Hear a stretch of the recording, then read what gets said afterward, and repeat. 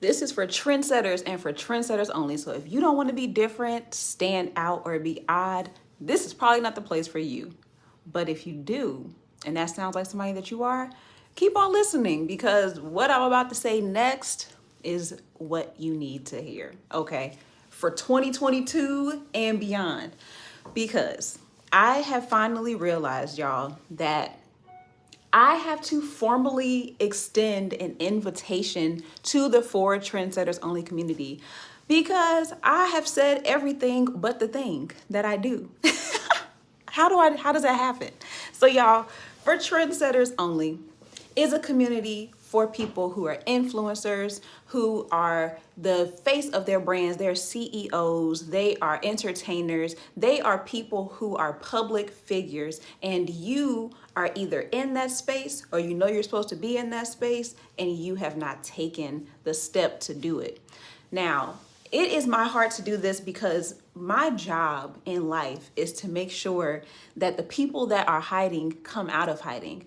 It's my responsibility to give you the confidence, to give you the courage to be bold and be yourself authentically.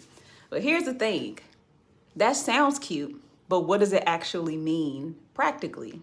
That's the part that I always fail to talk about. So y'all, For Trendsetters Only is right now housed in Discord. It is a chat where I am going to be pouring into you with content ideas, with branding ideas, with people who are in different fields when it comes to content creation, social media, branding, like anything that you would need in order to be successful online and in real life.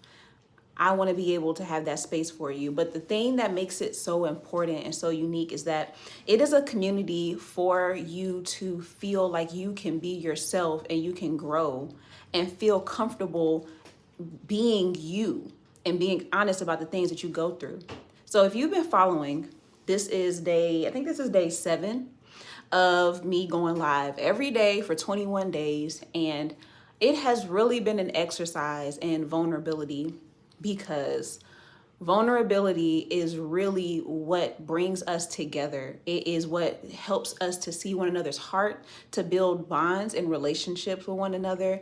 And it is the only true way to connect with people, which is what we all want to do. We want to connect with one another and build and grow together because we need each other to grow. And that is especially true for creatives. And what I have seen up until this point is really it being like a dog eat dog world when it comes to building and growing your platform, to getting a name for yourself, to putting yourself out there. It is intimidating. It can sometimes be lonely.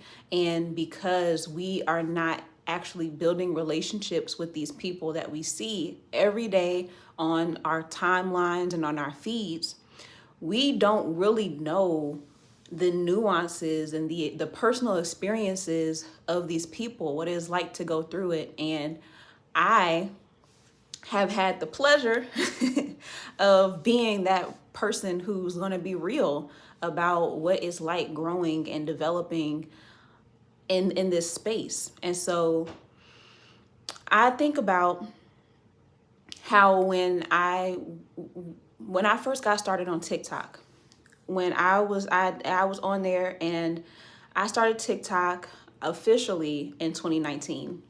And it was such a discouraging platform to be on at first. Like, I felt like a loser. I don't even know, there's no cute way to describe it. I felt like a loser on there because it just felt like no matter what I did, my videos never gained traction.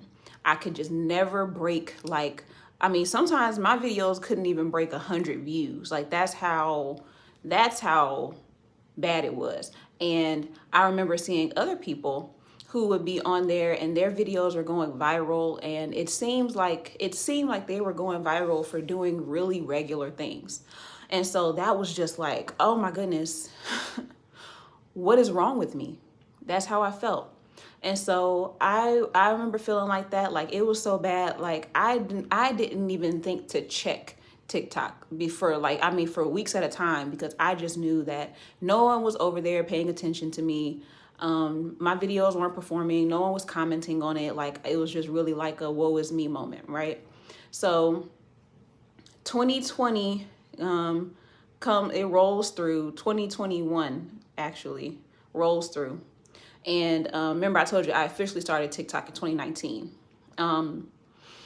And so this has now been, a solid, almost not 2 years. I started at the end of 2019, but it's been well over a year of me being on this platform. Wow, no, it definitely was 2 years. Anyway, it's 2021. We've gone through 2021, and I am in a place now where I am no longer working a regular 9-to-5 job. I'm no longer working in retail. I am full-time entrepreneurship, and I know that it is like imperative for me to build my platforms, like my following, my notoriety, build those relationships. And so there was a lot of pressure to do well on TikTok, because I knew what it did for people. Like, I knew the possibilities of it. It just wasn't happening for me.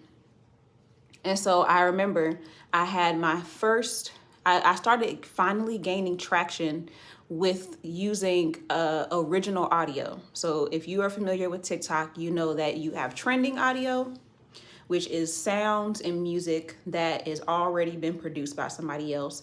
And it's usually like a bunch of other videos, thousands of videos using this sound because it's trending.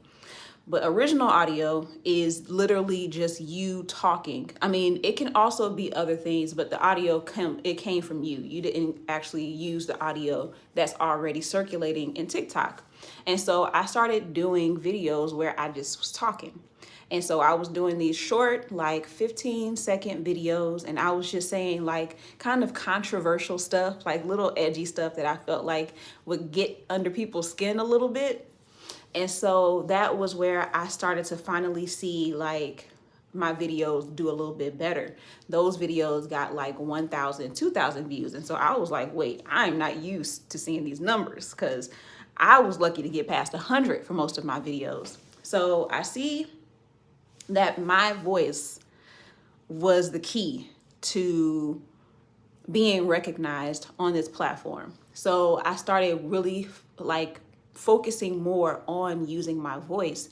And eventually I found a certain style of video that really worked well for me. And it brought together all of the things that I love doing, which was fashion, which was making it accessible to people of all shapes and sizes. And it was affordable, in terms of whatever affordability means. It was a decent, there were maybe mid-level, mid-range prices, so that it could help a wide range of people. And then it was very specific to different career types, because that helps people to see themselves in the clothes, right? All of these things came together to make it really effective for me. Not only that, but I also spoke to the emotional side of getting dressed, which was something I noticed that I didn't see a lot of people doing. And so by doing that and focusing on my moo y'all, by focusing on the things that were authentic to who I was being a trendsetter before I even recognized that this is what I was doing. And it was so much so, it was so specific that, y'all, if I saw anybody else making a video like that, if you saw anybody else making the video the way that I did it, especially about fashion, they got it from me. And I stand on that. I said it, okay? You heard it here first. If you see a video like that, they was watching your girl. Anyway, and I realized that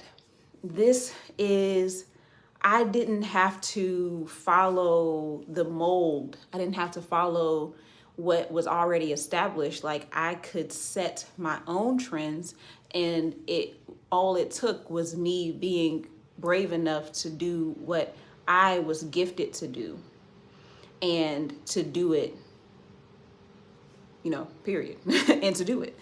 So That is what I see a lot with people when it comes to being a trendsetter, when it comes to being online, to starting a business, to building a brand, to dressing themselves, like all of the things that go into you representing yourself authentically well, all of the different elements that go into it, is that when we get into spaces, new spaces, we forget who we are. We get intimidated and we start to feel like we have to assimilate and show up the way that everybody else does. And anyone who is really well known has established something that makes them different, that makes them distinct, that makes them, it's almost like a signature of who they are. You get to know them as a person. And the thing about being yourself is that that is never going to be oversaturated, because you are the only you that there is. So my goal with the community, with the services I offer, with any product that I create, is that I am going to be that person that can see you for who you are. I can see you, and I'm going to help you to show up as that person in every space that you are in, whether that is on TikTok, whether that's on Instagram, YouTube, in person, anywhere that you go. I am going to help you show up as that person, period. No more trying to assimilate or, check out what you should do before you put anything out there. No more looking at everyone else and comparing their strategy to your strategy. No more looking to see if you should dress this way because this is the way that people respond to. All of the things that we do as humans when we compare ourselves to somebody else, and all in all, it just further hides and masks our true selves. And when we do that, we also are hiding the things that we truly desire to do.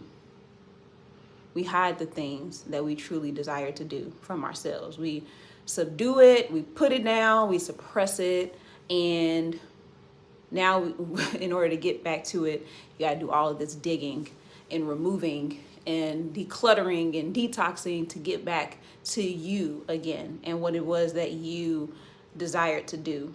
And so that all feels, that little part right there feels really like metaphorical or allegorical. One of them oracles. I don't know which one it would be. Whatever it is when you use like imagery to describe what you're talking about. Anyway,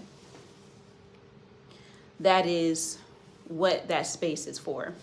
So when you get into the community, because I know if you're watching this, I got you. I know I got you interested.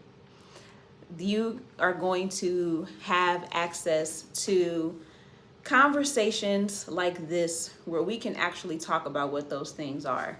What are the things that scare you about showing up on TikTok or on YouTube?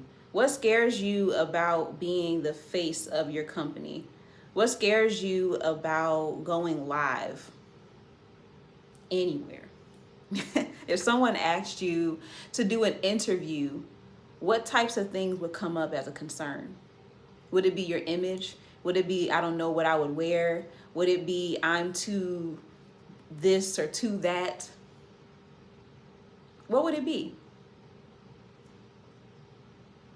I want you to consider that, because those are all things, those are all conversations that I'm willing to have, that I know are necessary to have, because it all plays a part in why we do or do not actually take action and pursue the things that we dream about doing. So that is what this space is for. This is the official invite into the community. I'm giving you hugs now. And I look forward to seeing you in there. And I also look forward to seeing you tomorrow for the day, what is going to be day 8, I think. One of them days. It's going to be a day. I'll see you tomorrow. I don't know what time yet. Just be on the lookout for the for me to schedule a time. And I'll talk to you then.